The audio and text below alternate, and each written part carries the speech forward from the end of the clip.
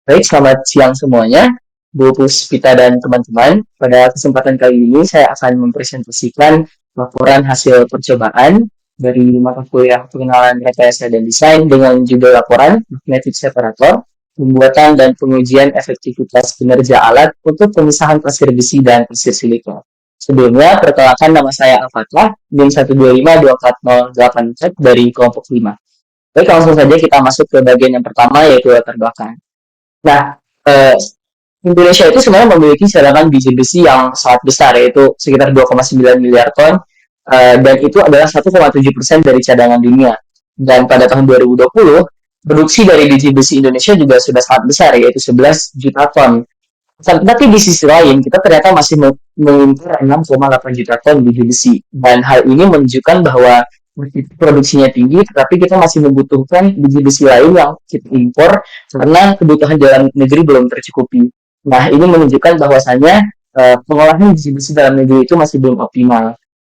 Biji besi itu sendiri terdiri dari besi dan bahan-bahan pengotor. Nah, di sini kita membutuhkan sebuah alat untuk meningkatkan kadar besi dari hasil ekstraksi sehingga pengotor-pengotor yang ada dalam biji tersebut bisa dipipihkan dengan baik. Oleh karena itu, kita memilih salah satu teknik pemisahan, yaitu pemisahan magnetik. Dan dalam hal ini, kita membutuhkan sebuah alat magnetic separator yang mampu meningkatkan efektivitas dan kualitas serta mempercepat proses pemisahan. Kemudian untuk bagian rumusan masalah, itu ada 4. Yang pertama itu adalah apakah alat magnetic separator ini mampu menghasilkan bahan dengan kemurnian minimal 75-80%. Kemudian apakah efektivitas dari alatnya bisa mencapai 70-80%. Kemudian apakah kapasitas operasional alat mampu mencapai 75-100 gram per menit secara konsisten. Dan yang terakhir, faktor ini seperti apa yang paling berpengaruh terhadap pencapaian parameter keberhasilan. Kemudian untuk tujuan penelitian, ini menjawab dari rumusan masalah. Dan kita masuk ke bagian metodologi penelitian. Di sini terbagi menjadi 2 bagian, yaitu metode analisis dan teknik pengumpulan data.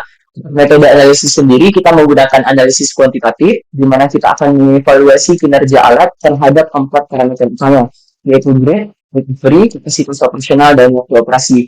Dan data kuantitatif ini kemudian akan kita analisis dan kita hitung secara perhitungan standar metodologi, dan kemudian akan kita bandingkan dengan target performa yang sebelumnya telah kita tentukan.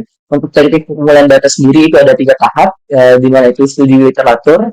Bagian awal sekali kita akan mencari tahu prinsip dasar dari magnetic separator, kemudian analisis awal seperti kita akan lakukan karakterisasi material dan uji-uji awal alat, dan yang terakhir kita akan lakukan percobaan utama yang dimana kita akan evaluasi alat terhadap target-target yang telah kita tetapkan.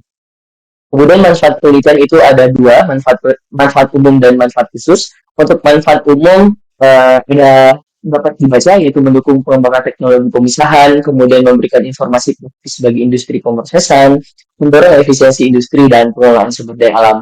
Dan untuk manfaat khususnya, salah satu yang paling penting yaitu memenuhi tugas besar mata kuliah Bahasa Indonesia IPB, kemudian menyediakan data kuantitatif terkait performa alat, kemudian ada memperluas pengetahuan tentang pemisahan mineral, dan yang terakhir adalah menambah referensi bagi perancangan dan pengembangan alat. Kemudian untuk sistematika penulisan, laporan ini terdiri dari 4 bab, yaitu bab pertama pendahuluan, kemudian bab 2 tinjauan pusaka, bab 3 rancangan penelitian, dan bab 4 kesimpulan dan saran, dan juga dilengkapi dengan lampiran yang relevan. Kita masuk ke bagian kajian pusaka. Kita akan mulai dari pengertian dari magnetic separator itu sendiri. Magnetic separator merupakan alat yang digunakan untuk memisahkan material berdasarkan sifat kemagnetannya. Nah, seperti yang telah disebutkan sebelumnya, biji besi itu terdiri dari 2 material utama, yaitu besinya sendiri dan pengotor. Besi bersifat magnetik, sedangkan pengotor bersifat non-magnetik. Nah, di sini kita akan memanfaatkan perbedaan sifat kemagnetan tersebut sehingga kita dapat melakukan pemisahan yang efisien. Nah, prinsip kerjanya sebenarnya sederhana sekali, di mana kita akan memanfaatkan perbedaan respon partikel tersebut terhadap medan magnet. Nah, berikut adalah gambaran alatnya. Dapat lihat akan terjadi 2 aliran yang berbeda, aliran biru dan aliran merah, yang hal ini bergantung pada respon material terhadap magnet. Kemudian yang atas itu adalah bahan uji yang berwarna hitam pasir besi, dan yang di bawah adalah pasir silika. Kemudian untuk hasil dan analisis, kita mulai dari parameter percobaan seperti yang telah disebutkan sebelumnya. Kita punya 4 parameter percobaan, yaitu recovery, grade, kapasitas operasional, dan waktu uji. Recovery adalah uh, efektivitas di mana kita akan mengukur jumlah pasir magnet yang berhasil dipisahkan kembali dibandingkan dengan pasir magnet yang awalnya kita masukkan. Dan di sini kita akan menetapkan target sekitar lebih dari 75%. Kemudian grade atau kualitas itu menyatakan kemurnian pasir besi dalam hasil misalkan dan kita menetapkan target lebih dari 80%. Kemudian ada kapasitas operasional yang menyatakan berapa banyak bahan yang mampu dipisahkan oleh alat dalam satuan gram per menit. Dan di sini targetnya adalah 75 gram per menit dan yang terakhir adalah waktu uji dengan target minimal 3 menit alat dapat bekerja dengan konstan dan konsisten.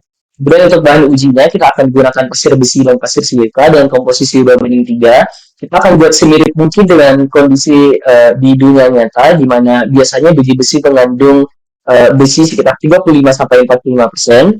Kemudian karena diinginkan kapasitas operasional dan waktu tertentu, maka kita akan gunakan campuran alat dengan total 225 gram dengan komposisi 90 gram pasir besi dan 135 gram pasir silika. Berikut adalah hasil dari percobaan. Kita melakukan 3 kali percobaan utama. Dapat dilihat hasil dari percobaan yang didapatkan dan kemudian juga ada pasir besi yang diperoleh dari total materi yang diperoleh. Dapat dilihat bahwa efektivitasnya itu konstan di atas 90%, 91, 95, dan 93%. Kemudian kualitasnya itu di percobaan pertama masih 72%, kemudian semakin meningkat menjadi 95%. Dan di sisi lain juga waktu pengerjaan itu dimulai dari 3 menit 15 detik dan terus meningkat sampai 3 menit 31 detik. Kita akan melakukan pembahasan di sini. Yang pertama adalah kualitas pemisahan meningkat secara signifikan, yaitu 72,5% hingga lebih dari 95% pada percobaan terakhir, dan ini sudah masuk kategori yang sangat-sangat baik. Kemudian untuk recovery sendiri itu konsisten tinggi seperti yang saya disebutkan sebelumnya, lebih dari 90%, dan di sisi lain waktu proses itu sedikit meningkat.